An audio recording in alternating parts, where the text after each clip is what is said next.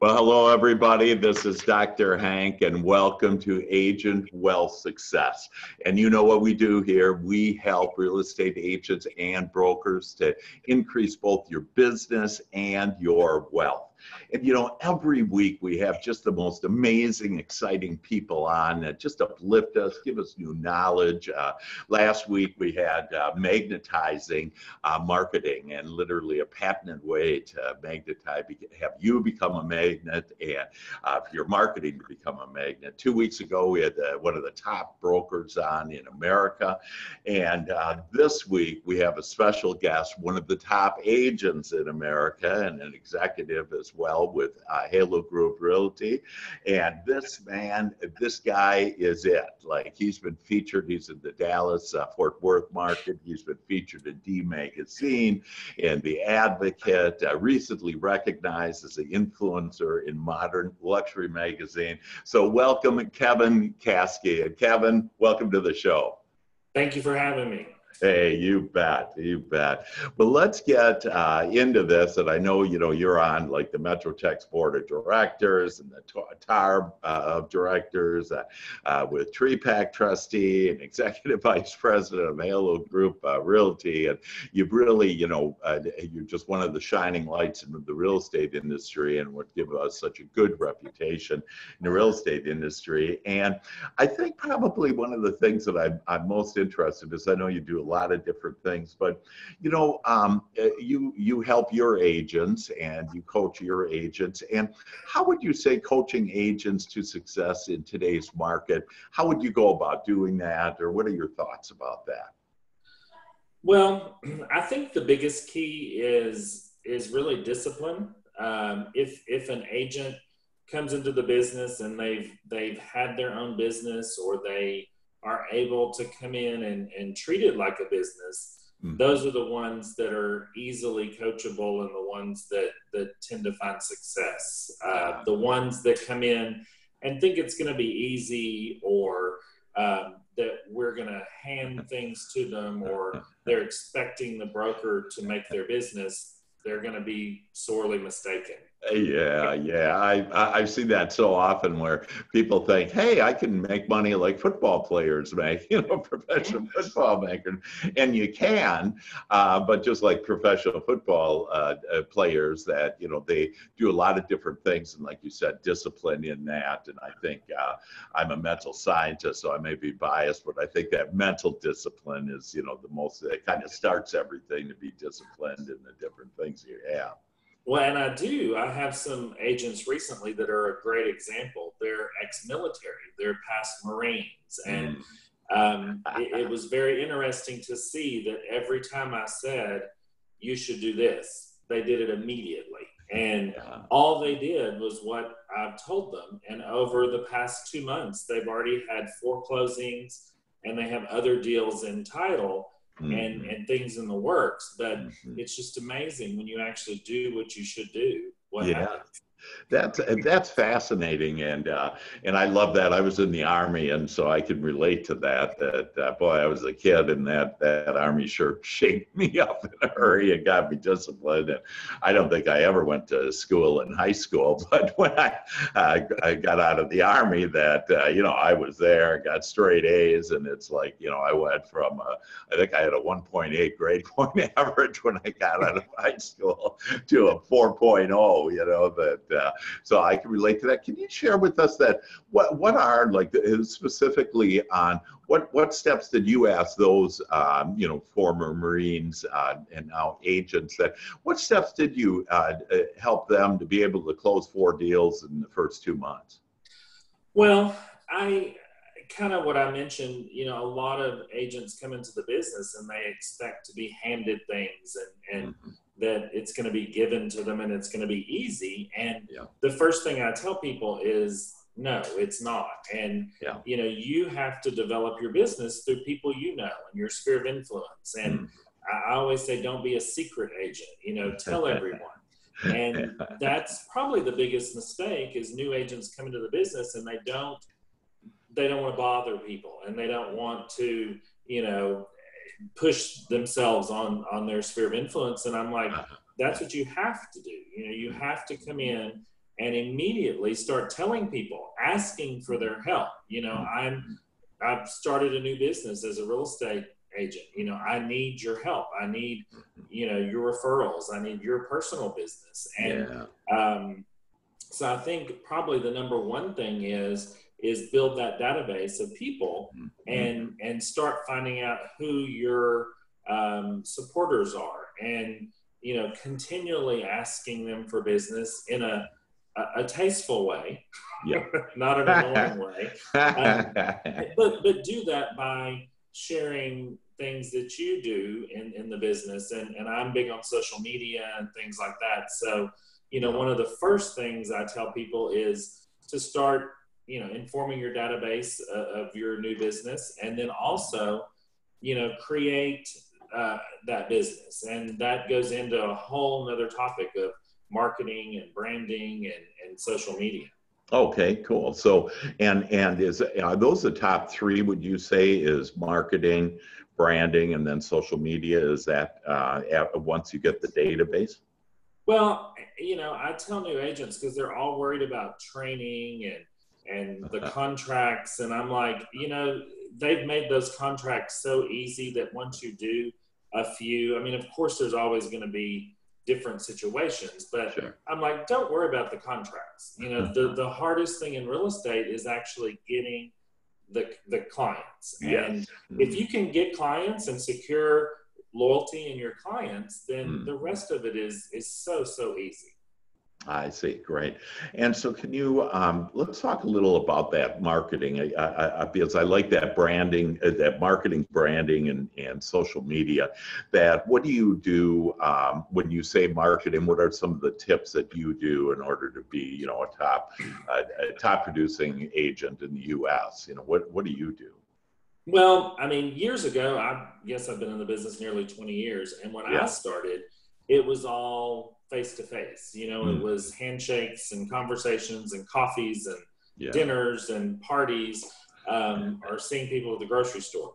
And now, with social media and having an online presence, it's so much different, but it creates a whole nother set of hurdles, because people are like, well, what do I do on social media, and how do I reach out to people, and how do I market? And I tell new agents, the first thing is create your brand. You have to be different and identify who you are to your potential clients. And I'll just use that couple I just mentioned, the husband and wife team that just joined. I told them, I said, come up with a brand that's marketable to the public. And they came up with a logo that was in line with them being prior military Marines. And it was a great logo and branding piece. And so they've really jumped on that and used it on social media.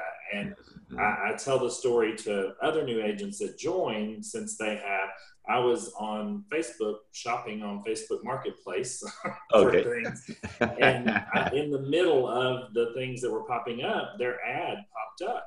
And oh my gosh, I was so proud of them, because I'm like, they're brand new. They've already created a logo and it's already popping up in my Facebook stream. So that's great. They're already selling to you. Yes. And so if all agents did that, they would also find some level of success, because, you at our brokerage and many others, they allow you to brand yourself under the brand of the brokerage. So I've always done that, because I started with a large franchise, but I always branded myself in a certain way, in a certain look, that people, when they saw my stuff, they knew it was me. So I tell agents, start out with that and come up with something that's you and that fits you, and keep that, or a version of that, throughout your career. And you'll get tired of it, but the public won't. So start out with that, and then go from there. And if I could say that, I just love that, Kevin, on what the military people did is they picked something that was close to them, that they were familiar. We have a tendency to think like, well, I got to go create something new or, be something different than what I am. And it's this idea about whatever's close to you, because just think of military on where that can get you on, wow, your service with the military, and, people are loyal to America, the United States, and they want to help the, previous people that have served. And so, there's all kinds of things, and then they can become experts with military people to get a lender that does military, loans and gives them, good offers. And there's never ending. There's really no end to it when you look at, hey, just what is it that I like and, that I want to do. And, on that, so we did the marketing, the branding, and talked about, marketing yourself and online. And so that would include like a website, and then the social media. And can you talk more about what do you do, or what do you teach your agents to do on social media? Like, how did they so quickly get up there? And, did they pay a lot of money and with Facebook, or how did all that happen? Well, I hate to say it, but the days of the website are kind of gone, because the consumer, they basically pull up in front of a house and see a sign, and they just put in the address in their search bar, ask Siri or, Alexa or whoever about the address, and they get all the information. So, websites aren't really as crucial as they used to be. I know phone time or sign calls, I've predominantly been a big listing agent since I started, and those sign calls just don't come in like they used to, because people have that information available. So you have to find another way to reach those people, and that's where social media comes in.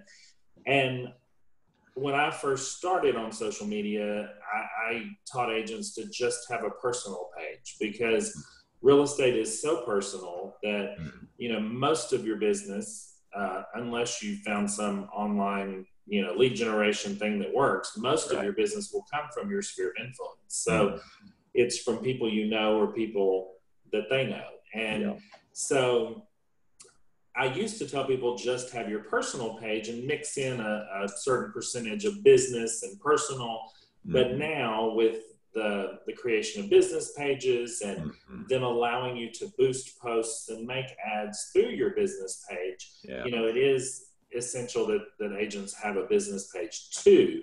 But in that mix, you also have to make sure that you're not bombarding people that are friends with your personal page and your business page with the exact same information, because there's nothing more annoying than to get two identical posts. And so I tell agents, it's almost like your own little publicity format. So you want to put the image out there that you want them to see. So, personally, I have two 12-year-olds. So, there's going to be some dad stuff on there. There's going to be personal things, because I've found that whether it be your next client or the next agent I recruit, if they don't comment to you when they see you on the business stuff you post, they will on the personal. So you've got to have a good mix of that. And there's not a formula, but just, think about if you were looking at someone's page, what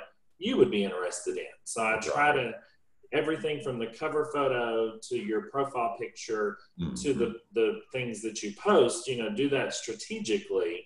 Of course, with things you enjoy, but also with the idea that you are promoting yourself and your business. So, personal page, have some real estate things, check in when you're at real estate events, but things that are interesting, share things. Your new listing that's really cool. People that I went to high school with that I haven't seen since high school. If I post a really new, cool listing, they make comments on it, and people just love real estate. So I think in your personal page, do that. In your business page, make that a little more strategic as far as business. But do different things and have a mix of information so you don't lose your client's interest. Yeah, that's fantastic and great information on that, and I love that.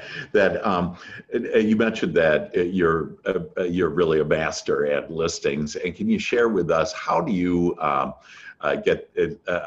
are you able to do that? You know, year after year, you continue to get listings. What's your formula for that? Well, you know, back in the day when I started, my business really kicked off because I used to pull expired and canceled listings. I used to call and market to them for sell by owners, you know, because when you first start, you've got to kind of create your business. And so in the beginning, I did that. Now, when the downturn came, everyone started doing that. So it got a little more difficult because in the beginning, there were a couple of us that would show up at listing appointments for those, and we were the only ones really doing it. But now there's a lot more. And so that market is kind of tapped. You really have to work very hard to make a business out of that. So with that said, you know, really your sphere of influence and people, you know, I tell new agents, you know, whoever cuts your hair or whoever, you know, you use for services, you know, ask them for their business. And so a lot of my business through the years, as far as listings, came from the people I know and referrals from people I know. But even just keeping your ears open and listening for when people say, you know, I'm looking to sell and asking for their business. And I think when you get one listing, use that and build on it to get your next listing and your next listing.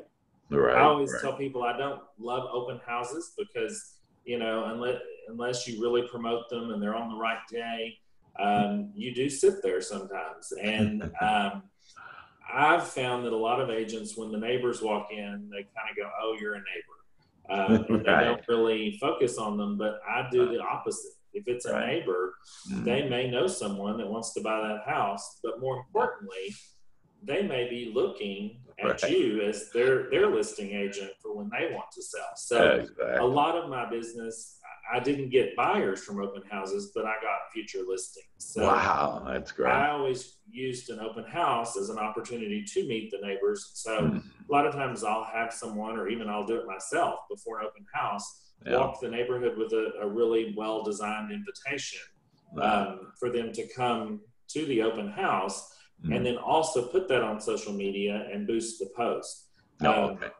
You asked about money earlier on, you know, Facebook marketing and social media.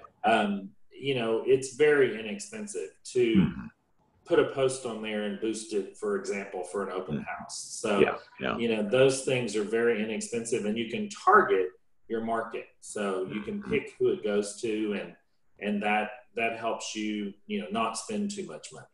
I really like that, and really, it's get that listing, that initial listing, and then you mentioned in there on and keep your ears open. So where are you to keep your ears open for those opportunities?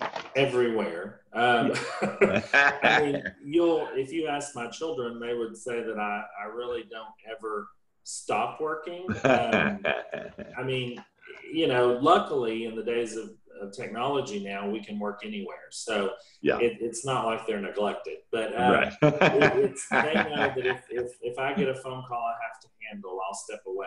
Or if we're at Starbucks or wherever, and I hear someone talking about real estate, I'm going to jump in. So, so really anywhere you are, you know, hopefully if you're in this business, you enjoy it and you enjoy working with people and talking to people. So, you know, it's almost like I have this radar that if I hear anything about real estate, my ears perk up. So.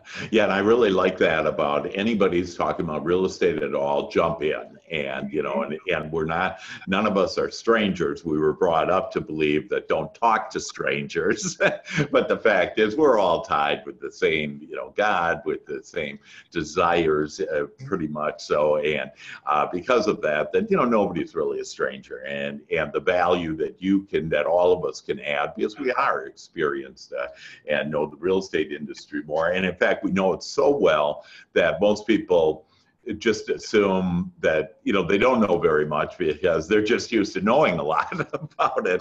And yeah. Well, it is funny because when I started, I told some of my friends, I said, I want to be famous. And they're like, you're a realtor. What do you mean famous? And I said, well, I don't want to have to bring it up. I want to go to a party and have people come to me and say, how's the market? I want to be at the grocery store in line and have people come to me. I don't want to always have to bring that up. And it does take a few years, but, if you market correctly, if you network correctly, if you're doing any business at all, people start noticing, and therefore, they always ask, that's the first question. How's the real estate market? So it's if you train your sphere of influence right, then you don't have to try as hard after a few years. Yeah, I love that.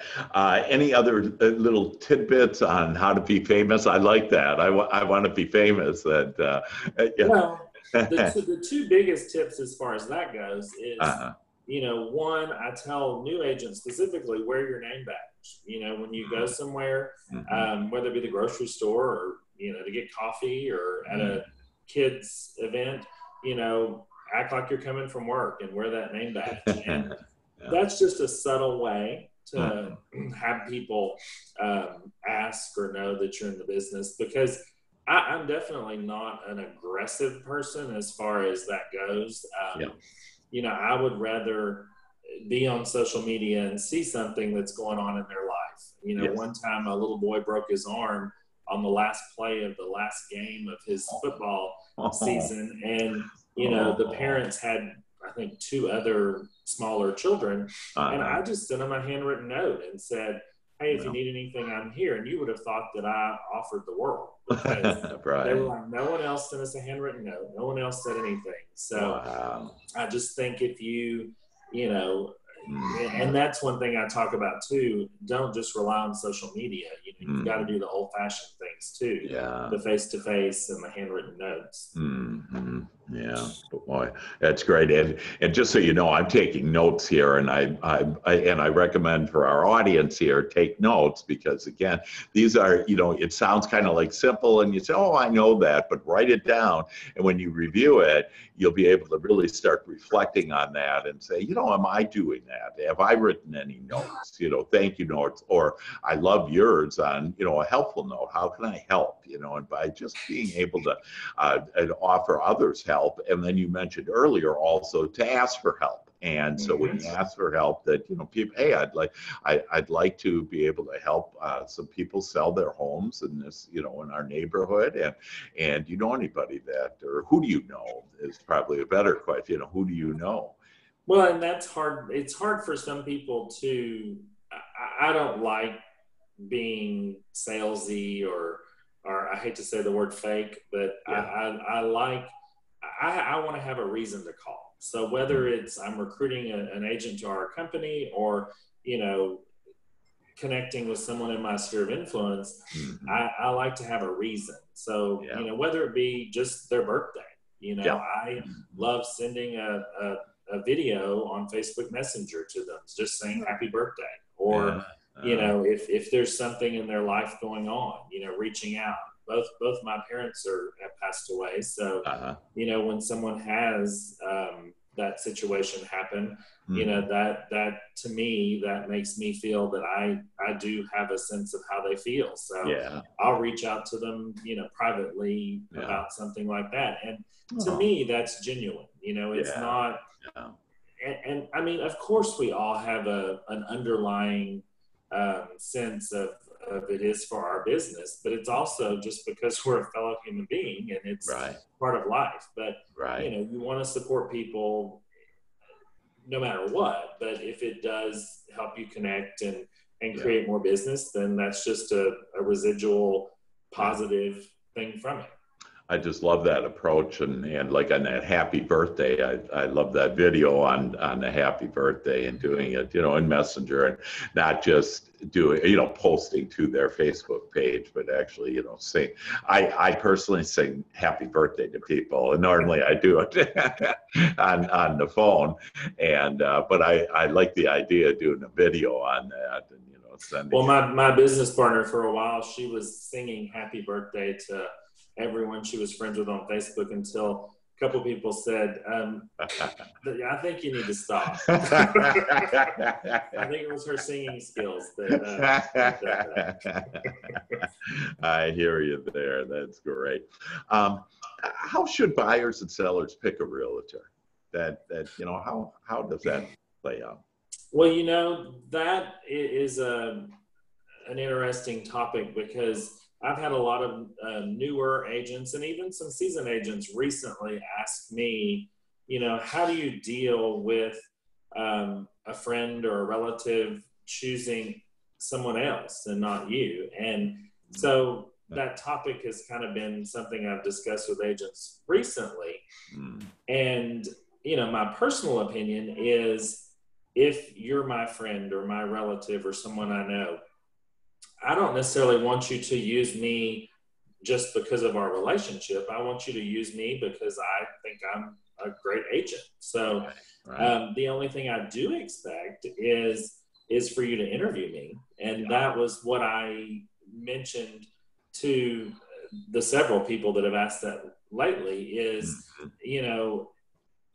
I would be disappointed if a friend or relative didn't call me at least to interview, but I've always been of the mindset, if they call me and I interview, I'm going to do 110% in my A game. I'm not going to assume they're going to use me because of our personal relationship. So I tell agents, you have to earn that business, but, ask for it. It goes back to saying, you don't want to show up at your aunt's house for Thanksgiving and there be a real estate sign in the yard and you didn't know anything about it. And so it's, consumers don't really realize that, though.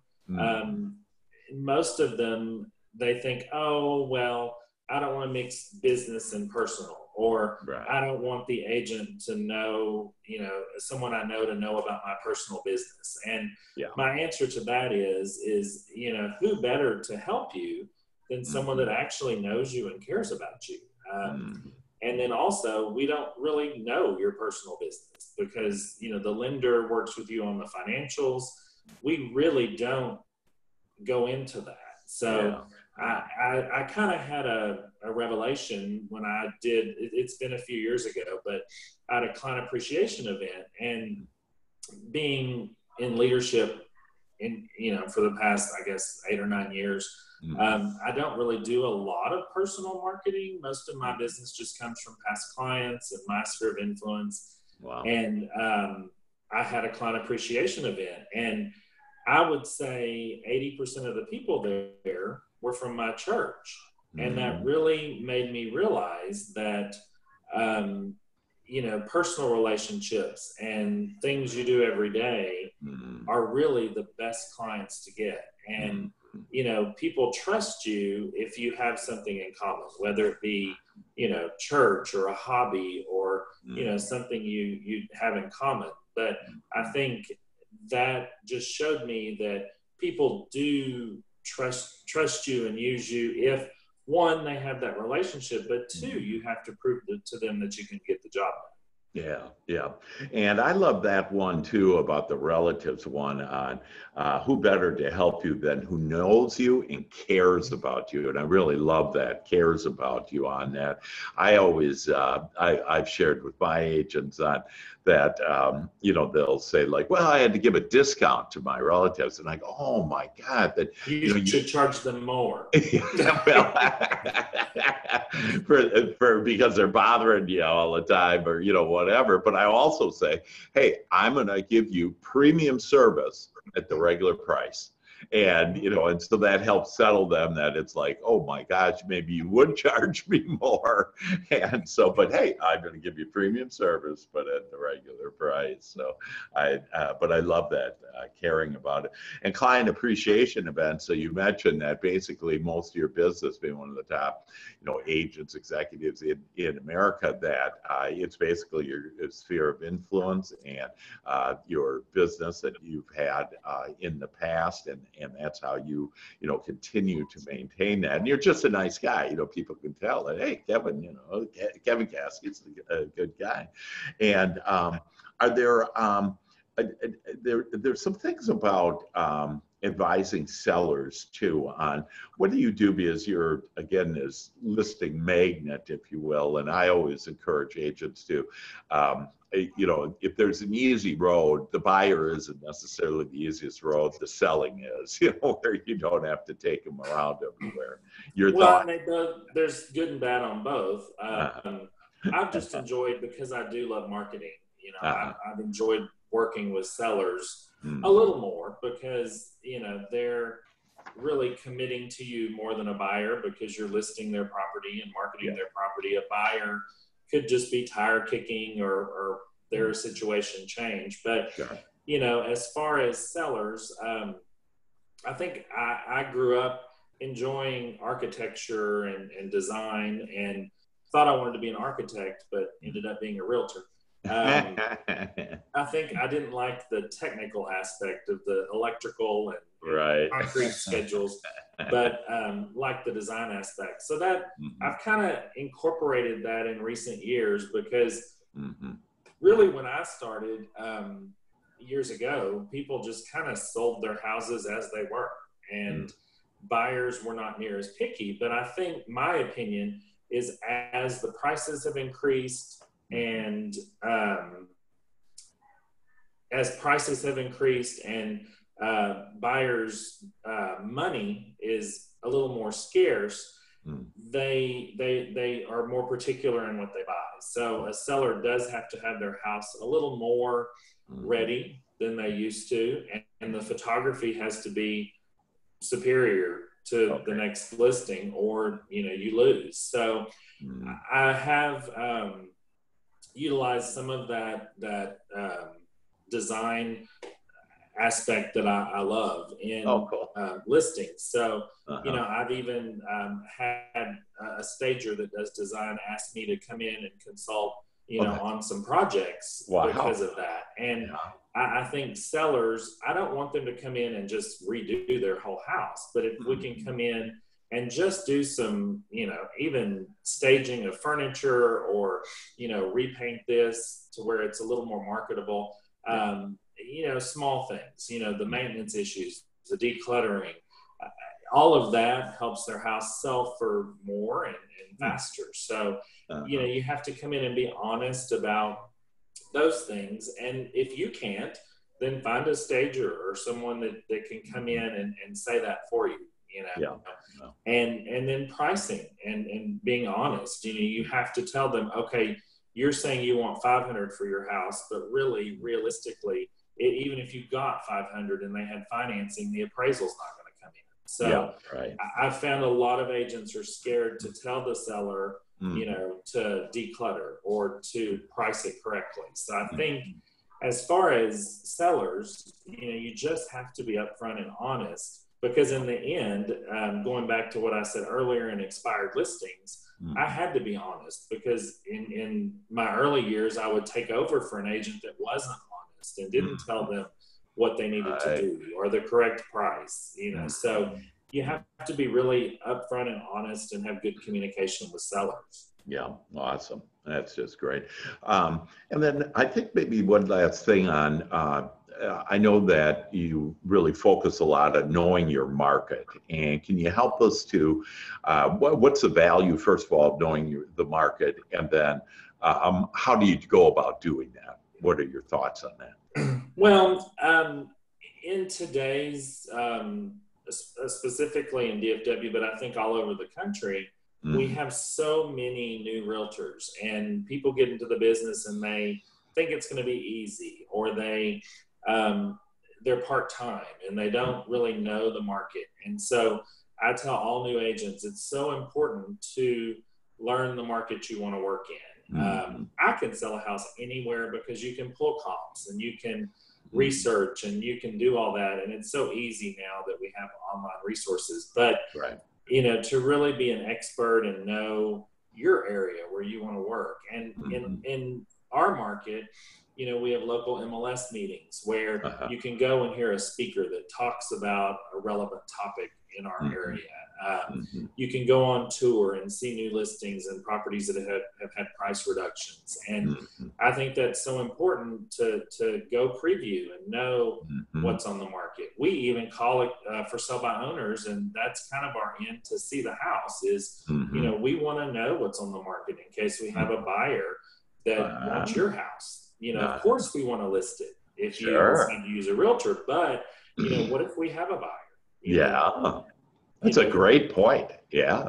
But I think learning your market is so important, and then being involved. You know, I am such an advocate of being involved in your local association because I've gained so much through the years. I was a local, early on in my career, I was one of the local MLS chairs, and that position taught me about that area, and also it taught me that I did need to be involved. And those relationships that you build with other agents are important because they want to work with you. And when they have a new listing coming on, they want to sell it before it goes on the market, or they want to call you on your listing and work with you because they trust you and they know that you're, you know, on top of things. And that's one thing, probably one of my biggest pieces of advice to agents and brokers, you know, answer your phone, because so many agents do not answer their phone. And whether it's another agent calling or a potential client, you know, you've got to pick up the phone and talk to them, or, you know, you'll kind of lose face.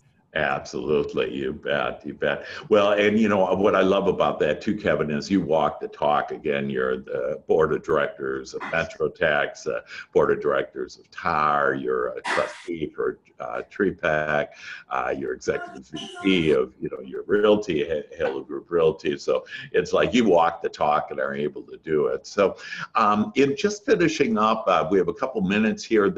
What would you like to share with us on, you know, kind of the biggest aha for you, or your counsel, your experience, your wisdom, any last words that you'd like to share with us? Well, yeah, I think I've mentioned a lot of things specifically for new agents and getting in the business, but really just for agents or even brokers, treat it like a business. And you've got to, you don't have to work. Some people think you have to work 70, 80 hours a week. You don't.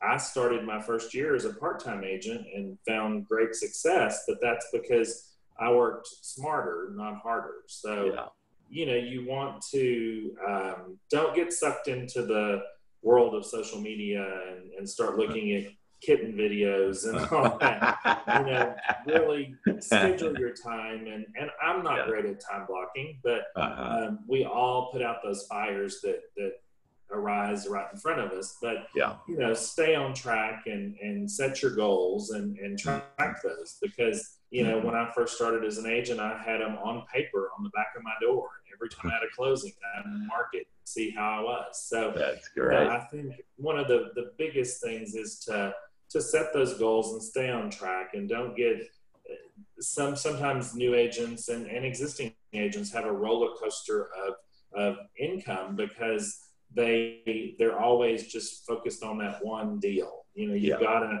look towards the future and build your business and market your business and have those goals. And probably the biggest piece of advice is to do that and treat it like it is a business. Yeah. Yeah, fantastic. Well, I appreciate that, Kevin, that will help all of us to do better listings, to build a business, and be able to have it to where you're not working all the time and you are focused on those, what I call high payoff activities, and are able to do it. So I appreciate all of your wisdom for us today, and to all of you out there at Agent Wealth Success listeners and viewers, that I wish you all the best today, and just take some of this to heart. Write it down, start implementing the wisdom that Kevin shared with us, and you'll see too that you will be successful and be, do, and have all the things that you desire. And with that, Kevin, thanks again. Appreciate you. All the best. And thank you, everybody. Bye-bye.